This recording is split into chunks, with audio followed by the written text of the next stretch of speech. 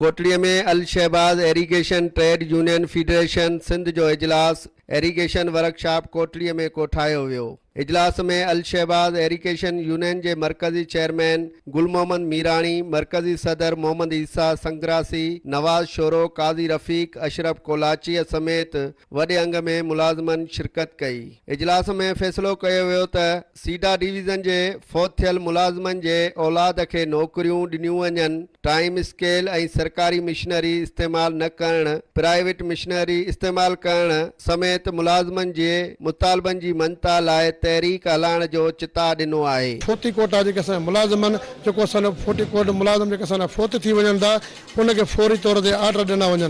जेको हिननि DRC वग़ैरह सिस्टम जेके ठाहिया आहिनि डिसेंट ताईं उहे उनखे ख़तमु करे जेके ऑफिसर जंहिंजा पावर हुया इंजीनियर जो पावर उनखे उन हिसाब सां उनखे फोती कोटा जे मुलाज़िमन के आर्डर फौरी तौर ॾिना वञनि। फोती कोटा आहे, उनखां अलावा असांजो टाइम स्केल जा मसइला आहिनि। टाइम स्केल के मसले में जेका कंडीशन रखी वही है नॉन प्रोमोशनल वारी उहा असां गवर्नमेंट को मुतालबो कंदासीं या ख़त्म करे ओवरऑल मुलाजमन के टाइम स्केल ॾिनो वञे। फीडर डिवीज़न जे सां घुराई वई आहे त जीअं फीडर डिवीज़न सां तमामु नाजायज़ जूं चीफ इंजीनियर कोटरी बैराज सेक्रेटरी एरीगेशन वारनि कयूं आहिनि।